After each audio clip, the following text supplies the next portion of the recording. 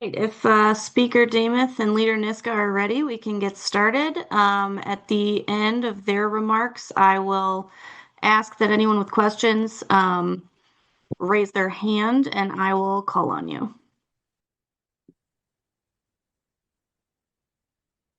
Well, good afternoon. Thank you for joining us for this press conference tonight or this afternoon.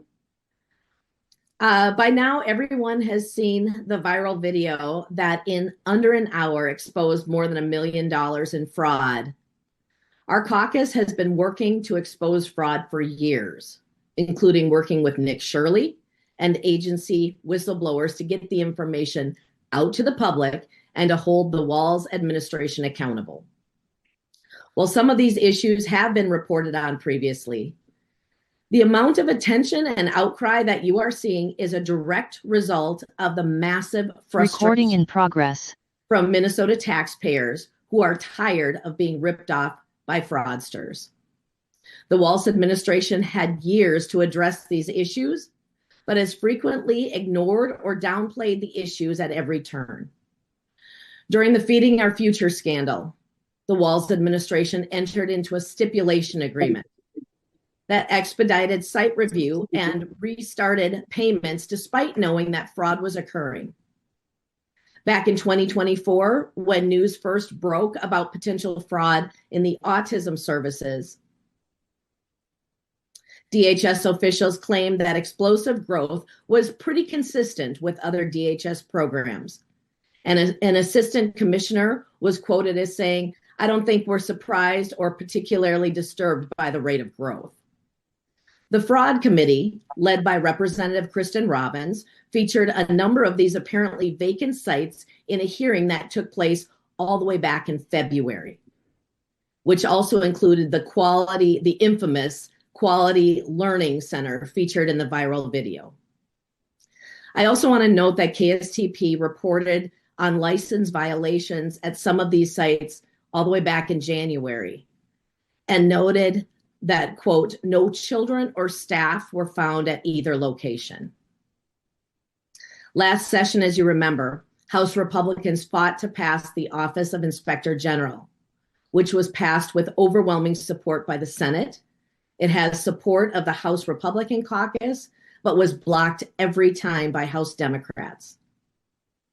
So given the intense interest, we're calling on the Walz administration to take the following steps. We have 6 steps that we would like to see the Walz administration take. The first would be to release the documents related to fraud that have been requested by the media and the Fraud Committee, as well as other legislators. As a point of note, the Star Tribune reported many of the data requests related to potential fraud have not been released by the Walz administration, both to the media or to legislators.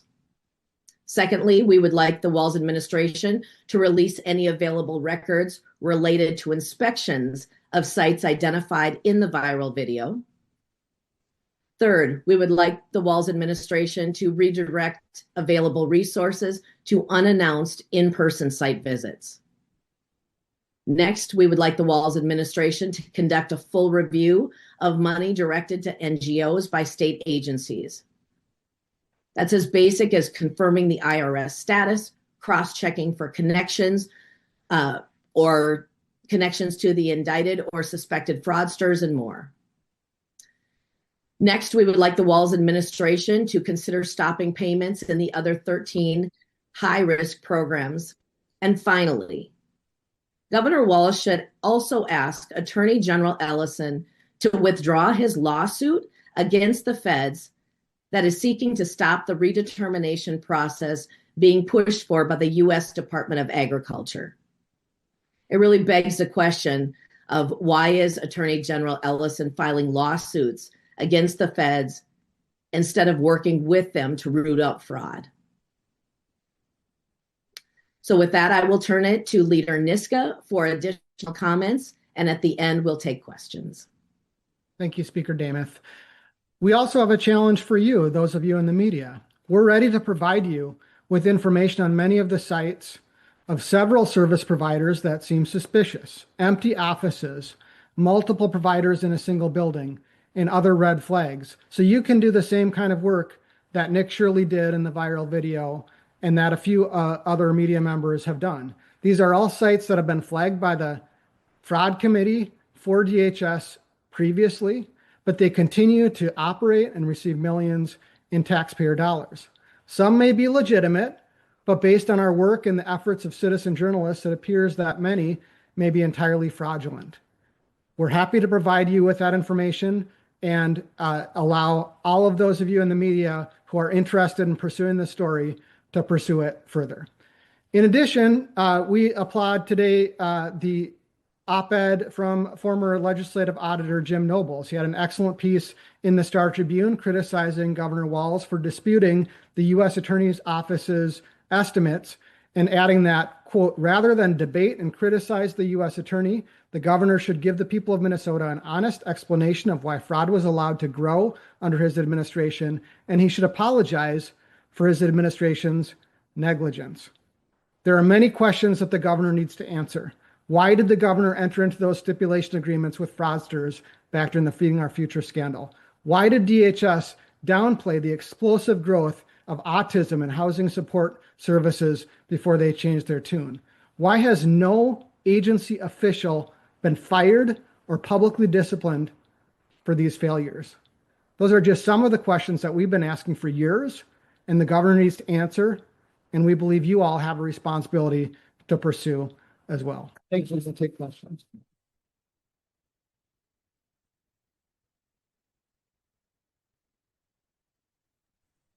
If anyone has questions, you can raise your hand and I'll call on you.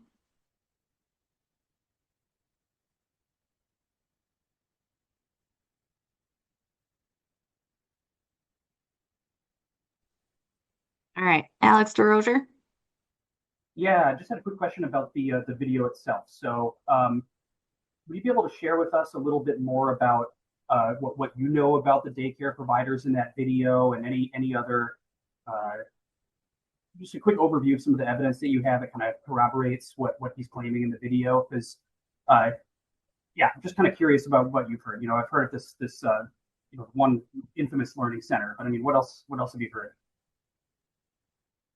Thanks, Alex. Well, again, our fraud committee has been doing excellent work. And so back in February, there was conversation, and in one of the fraud committee hearings, we know that the quality, and I will correct the misspelling on their sign, but the Quality Learning Center was featured in that viral video. That was already talked about in the fraud committee back in February. If DHS or the Walz administration had been serious about wanting to root out fraud, they would have already been taking care of these things much before we brought it up in February. But when they heard about it in the fraud committee hearing, they easily could have done on-site inspections and shut it down at that point. That's not what we're seeing. I would also add much of the information that one of the gentlemen in that video was providing was due to information he got from the House Republican staff. There was another TV reporter who also covered the Quality Learning Center in January. Also provided some information by the House Republican caucus staff. That was ironically during the time when Republicans were ready to show up for work and work on this fraud issue, and Democrats were boycotting in part because we had told them that we intended to have a fraud and agency oversight committee, and then they decided not to show up for work. So this has been something that we have been ready and willing to provide information to anyone who wants to pursue this, including some of the information that ended up in that video. Larson. The FBI Director Kash Patel over the weekend released a statement that said the FBI has dismantled the $250 million fraud scheme, but that the FBI believes, quote, this is just the very tip of a very large iceberg. Speaker Demuth, I guess, do you have a reaction to that statement at all? Thanks for the question. And yes, I would say that we are grateful for the work of the U.S. Attorney's Office and the feds as they've come in and they've exposed and they're starting to prosecute some of these cases. Again, House Republicans have been sounding the alarm on fraud for years. The entire time in office, Governor Walz has not taken action to combat fraud. As Leader Niska mentioned, no one's lost their job. No one has been publicly disciplined in any way. Everyone just keeps their job. And so we're grateful for the work from the U.S. Attorney's Office and the feds to shine this light. Fraud needs to end in the state. And if this is what it takes, since there's been inaction by our current governor, then this is where we're at. And Faircloth? Yeah, just a follow-up for Leader Niska. What exact information did you all provide? Again, did the House GOP caucus provide? And was it to the David guy in the video or Nick Shirley? Just clarifying. In the video, the 42-minute long video, there is a reference by David to conversations he's had with friends at the Capitol. That was cooperation with staff at the House Republican caucus. Got it. Thank you. And Gorham? Yeah, I'm wondering if either Leader Niska or Speaker Damith could just comment on a couple of members of the Republican caucus calling for the governor to resign over these recent developments. Is that something you guys agree with? Is that something you feel is not necessary to that full extent? Thanks for the question, Quinn. There's almost $9 billion of suspected fraud. Much of that is actually proven and there's been convictions. To have a governor in his second term that has allowed this to go on under his watch, under his administration for this long, taxpayers are fed up with this. They're frustrated. We've watched our state budget explode. We've watched all of our taxes and fees go up, and Minnesota taxpayers across the state are done with funding fraud here in the state. That's the frustration that we are hearing from across the state, and as you saw in the letter today. I would just add, in any organization, any company, anyone who oversaw the kind of failure that the chief executive of the state has overseen, those in charge would find a way to get rid of that leader. Unfortunately, what we're dealing with in Minnesota is that if Governor Walz resigns, the next person up for the job is the person who has been by his side throughout this entire failed administration as well. So it may ultimately be up to the people of Minnesota to fire Governor Walz at the ballot box in November of 2026. And one other piece that I will definitely add to that, as you saw in the op-ed from Jim Nobles that was referenced by Leader Niska earlier, when there was a pattern of fraud, as we saw in the child care, and then it's gone on through multiple different agencies, Jim Nobles said in that article that all the state needed to do was to implement standard financial controls and oversight. That has not happened. That is why fraud has gone on unchecked for this long, for 7 years. Eric Escala? Madam Speaker, with the 2026 legislature approaching and a tie in the House, what, if anything, have you got planned on this issue in the coming session? Thanks for the question, Eric. This is a top issue for us as we return into session. As I mentioned, the Office of Inspector General was widely supported in the Senate and by House Republicans. That would be something that we could bring forward, but we need solutions. And if the governor isn't going to do it, the legislature will take action immediately to put things into place to stop fraud here in the state. This is top of mind for Minnesotans, top of mind for House Republicans. Any specifics? Any specifics at all? We will have more specifics as they roll out. But as I had mentioned in my earlier comments, even if it's not legislative action, just those top 6 things that we would like to see from the governor starting today, unless he's already gotten it done. Maybe by time he hears this press conference, he will look at those 6 items of releasing documents, releasing available records, redirecting available resources to the unannounced in-person site visits, conducting a full review of any money that is directed at NGOs, that there's a connection with fraudsters, stopping payments in the 13 high-risk programs, and then, of course, asking or requesting that Attorney General Ellison would focus on fraud and not suing the government. Maybe those things will already take place by the governor, but if not, we are going to be working on many more things to end fraud here in the state when we return in February. Thanks. If I could add two more additional points. House File 2, which Democrats blocked in committee last year, would have a number of very important agency oversight steps. Democrats have been unwilling to do that. We're also gravely concerned that on Wednesday, a new tax is going to be kicked in on every Minnesota employer and employee. That's going into another program that we have seen and has been shown in the fraud committee to be very vulnerable to potential fraud. And so it's going to be a very important topic of conversation in dealing with that new paid family medical leave program as to what fraud controls are going to be put into place. But we're certainly looking at fraud solutions in every area of state government as we go into this next legislative session. It will be one of the most important thing that we work on. Dana Ferguson. Hi, I just had a clarification question for Leader Niska. Leader Niska, you alluded to information that the fraud committee has regarding some of these sites that they were concerned about, and they passed it on to DHS. I wonder if you can talk a little bit more about the information that they provided, and did the members feel like that was sort of taken advantage of by the department? Did they follow up on those reports that were sent over?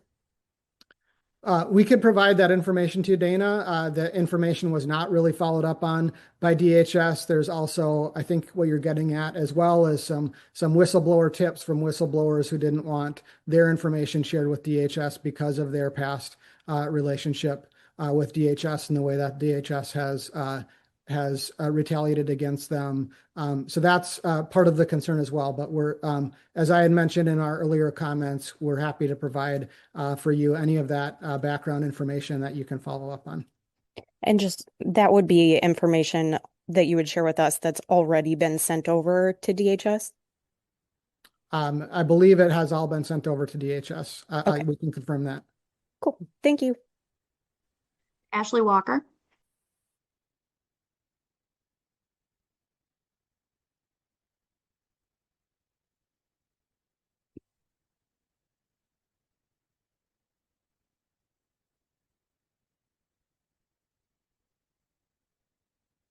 I believe she put a question in the chat. Yeah, it looks like she put the question in the chat. Throughout the fraud unveiling discussions, convictions, the GOP and DFL have taken multiple shots against each other. State government, Governor Walz. They've also, both sides have made demands. What ideas, both legislative and through community action, to do, does, I assume, the House caucus have to work with DFL lawmakers during the 2026 legislative session? We will definitely be working with DFL House members. As you know, we are tied in the House, or will be potentially back to a tie. We are not right now. Republicans have 67, Democrats have 66. When we return, it's most likely that we will be back into a tie. And the Senate has DFL control by one member. And so we will be working, Democrats and Republicans. It's important to point out, though, fraud is not a partisan issue.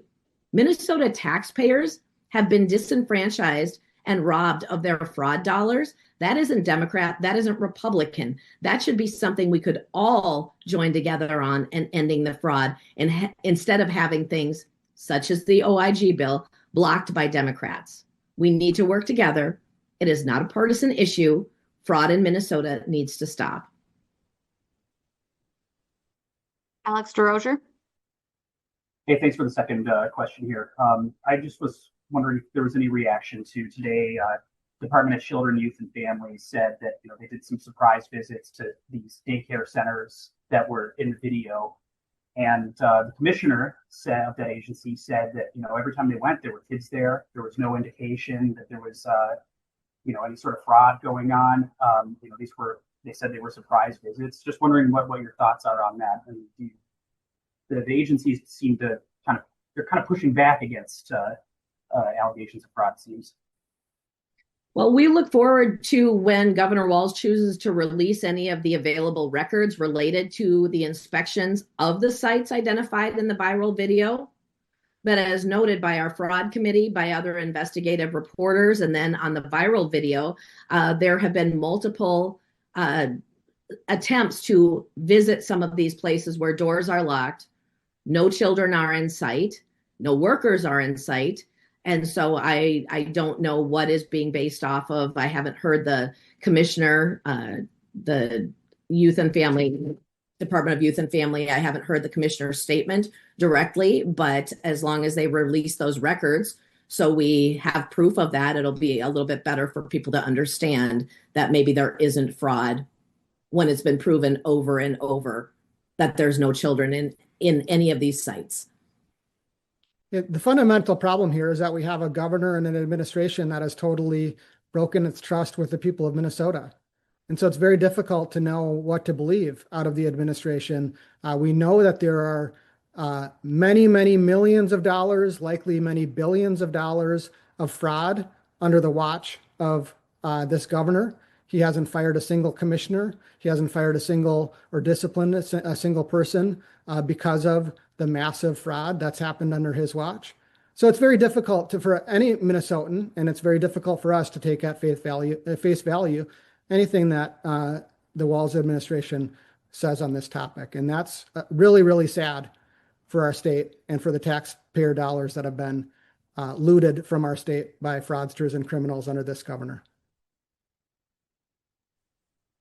Looks like that's all the questions we have. If you have additional follow-ups, you can email me. Otherwise, thank you all for joining. Thank you.